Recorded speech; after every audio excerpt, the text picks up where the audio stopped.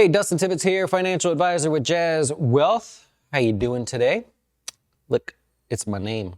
That's pretty cool. Anyways, we're going to talk about 4 ways to grow your Roth IRA today.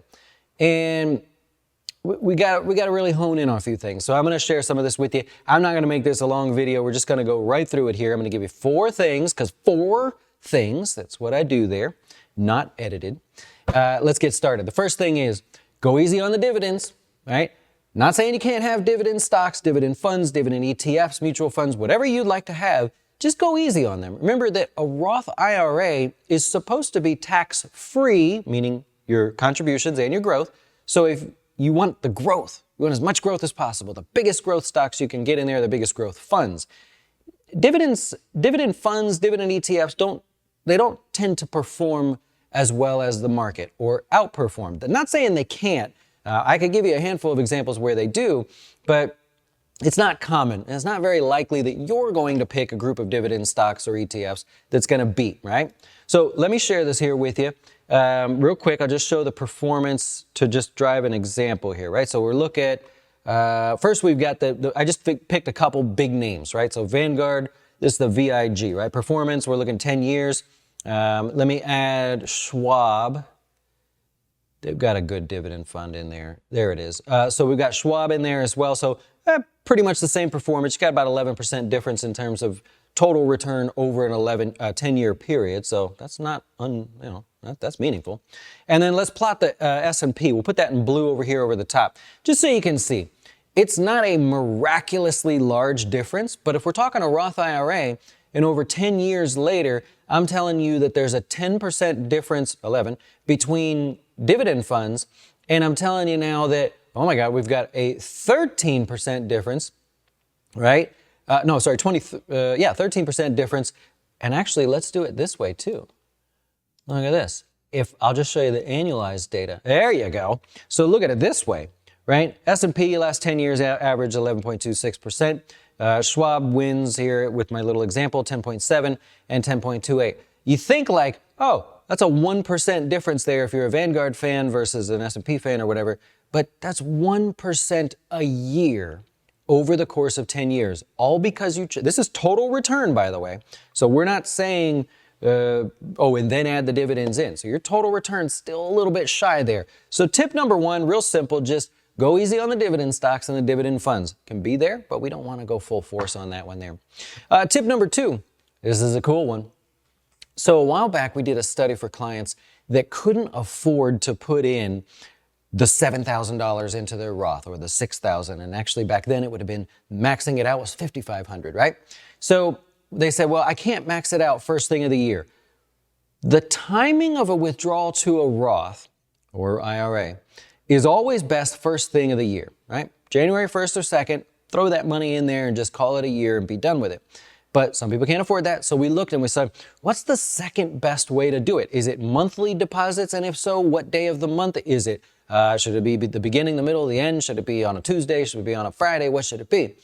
And then we thought, is it weekly? Like, let's compare it to someone that does a weekly smaller deposit. And I'll save some of the secret sauce for clients, but yes, the answer is weekly. We even figured down to the day and down to the hour, the either morning or afternoon, when is the best time over the last 35 years to contribute if you're going to put away money. Meaning every month you were going to put away at $200. What if you broke it up and you said, let's do a quarter of that or 1/5 of that every single week, depending on the month. You actually have a slight advantage by contributing weekly, and we even figured out the day and the time. So much so that on that day, that's when our orders go through. We do that for clients, right? So it's a small advantage, but it adds up, right? If it adds up, then that's worth it. So if you can't afford the lump sum at the beginning of the year, consider a weekly deposit. You will not be disappointed there. All right, tip number 3, lottery ticket plays are okay in a Roth, right? Betting on things that maybe are a long shot. That's what I'm trying to say here. If you want to take shots on that, that's awesome. Some people actually have shares of their own company in a Roth in anticipation that they're going to sell them in the future. That's a Peter Thiel thing that came out. Peter Thiel, that was him. When that came out. So you could take a long shot, but you know what I mean? Not with 90% of your account. You got to figure out, I'm going to take a long shot on a lithium play, or I like this mining company, or I like this natural gas company that is dominating the market this year, or whatever it is. You could take those long shots. Remember, a Roth, we want as much growth as possible. So if you have a little lottery ticket, and remember, a lottery ticket play means you put in $1 for the chance to win $1 million, right? It doesn't mean you put in thousands of dollars for the chance to win thousands of dollars. No, it's a big return. It's fine, because if you hit one of those and you play smart, then all right, great. What are the chances you do? Not great, but if you do, you want it in a taxable, tax-free account. So that's okay there. Number 4. That'll wrap it up. So by the way, tip number 1, go easy on the dividend stocks. Tip number 2, smaller weekly deposits if you can't afford the larger deposits at the beginning of the year. Tip number 3, take a shot, right? Make it fun. You can have lottery ticket plays in your Roth, just be smart about it. And tip number 4, to wrap this thing up, is should you even have a Roth in the first place?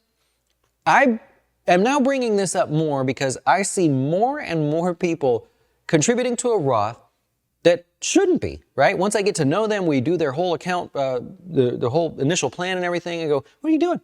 This is silly. Remember, the goal of a Roth is that the total tax over your lifetime would be less than if you use an IRA or a 401k or whatever. Total tax. Not just, don't put money in and say, I hope that I put it in now and tax rates are higher in the future, therefore I will pay no tax on my return. No, we want to pay the lowest total tax over your life. Anyways, told you I'd make it quick. There you go. I hope you enjoy the rest of your day. I hope you learned something there. Think about it. Don't just dive on into that Roth, and let me know what you think. All right, enjoy the rest of your day. We'll see you later on the closing beat. Yeah. Hey, you made it to the end. That's awesome.